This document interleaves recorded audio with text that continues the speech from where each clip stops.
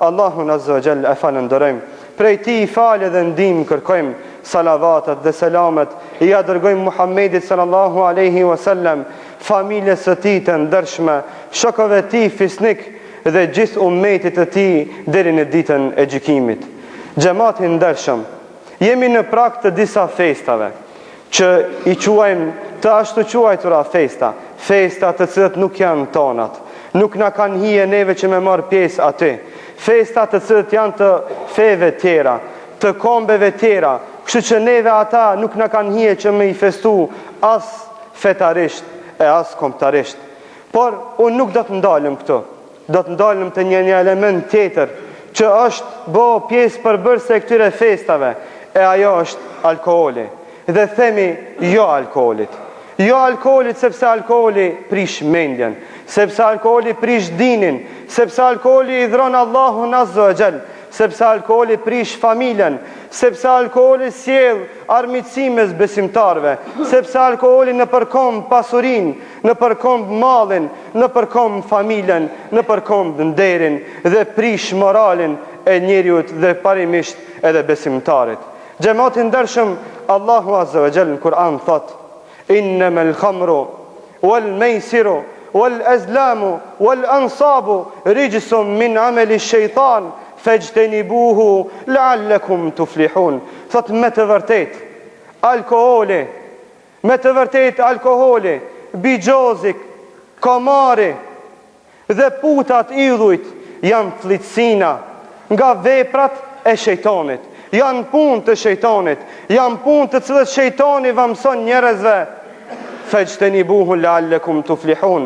Largohuni këtyve të fllitësirave, këtyve ndalesave, nëse doni që me shpëtu, nëse doni me para hatlëk, nëse doni me shpëtu në dunjo nga problemet, nga telashet, nga smundjet, nga haramllëket, nga nderi i keq, atër largohuni nga alkoholi. Nëse dojni me shpëtu nga zjarmi i ditës së gjykimit, nga dënimi i vrasjtë e Allahut Azza wa Jall, nga mallkimi i Allahut subhanahu wa taala, përsëri largohuni alkoholit.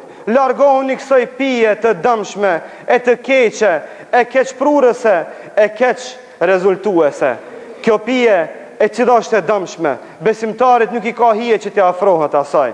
Allahu Azza wa Jall jo rastisht thot: mos ju afrohuni, fajtanibuhu, largohuni me ka krejt alkoholit, largohuni vendeve ku pijet alkohol, largohuni nga njerëzit që pinë alkohol, largohuni nga njerëzit që thrasin alkohol, largohuni nga vendi ku prodhohet alkoholi, largohuni nga vendi ku bartet alkoholi. Çdo sen që ka lidhje me alkohol, çdo sen që ka lidhje me këtë pije të keqe të dëmshme, largohu dhe shmangu. Nëse don me shpëtu, nëse don që me mbet familja jote e ndershme, nëse don që me mbet pasuria jote e vazhdueshme, nëse don që me mbet nderi jote ashtu si e ke, atër largohu alkoholit.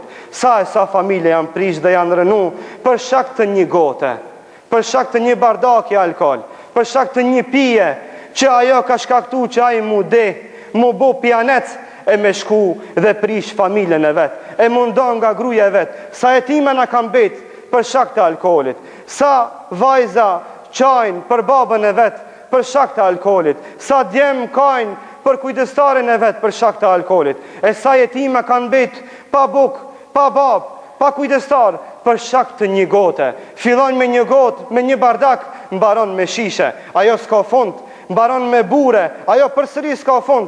Mbaron me lokal, me gjëra të ndryshme dhe ajo përsëri s'ka fund. Për shkak se alkoholi është nona e flicirave, sikur se ka thonë pejgamberi sallallahu alaihi wasallam: innama hiya ummul khaba'ith, nona e flicirave, burimi çdo të keqe, vend ku rrjedh çdo flicin, çdo dëm, çdo shkatërim.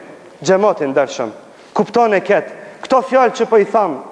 Nuk po i tham që me sha dikan, nuk po i tham që me randu dikan, po i tham për shkak se ne musliman duhemi me zveti, për shkak se ne musliman duhet këshillu njëri tjetrin për këtë dëm që ndoshta është bo dukurin mesin ton. O xhamati ndershëm, nëse dikush ka rënë këtë gabim, nëse dikush është mashtruar ndonjëherë me një gotë, me një bardak, sa më shpejt të ban tibe, të pendohet te Allahu Azza wa Jall dhe të largohet nga kjo gjuna dhe nga kjo gabim. nëse don që shpëton nga ndunjo e në ahiret. E ndunjo të arun derin e vetë, të aruje familjen e vetë, që është pasuri në vete, që është mirësi në vete, që është dhunti në vete, që dikush qanë në të ditë që të ketë familje, ama nuk e ka.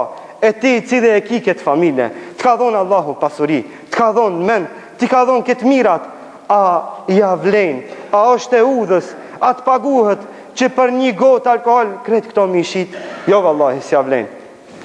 Për në fund, du që ta bëj një falëndërim. Ta bëj për një falëndërim për disa xhamatli, të cilët as unë nuk i njoh. Që Allahu Azza wa Jall t'i shpërblet me të mirat e tij të shumta, që e bën pagesën e zërimit të kësaj xhamie, që kushtoi mbi 1100 euro. Që ata të cilët edhe unë nuk i njoh, nuk i di kush janë, kanë marrë përsipër, kanë bërë pagesën që kjo xhami të ketë zërim më të mirë, të ndëgjohet më mirë brenda jashtë. Kështu që Allahu i shpërblet me të mirat e tij, të vazhdon pasurinë, të i ruan nga çdo e keqe. Aqulu qawli hadha wastaghfirullaha li wa lakum fastaghfiruhu innahu huwal ghafurur rahim.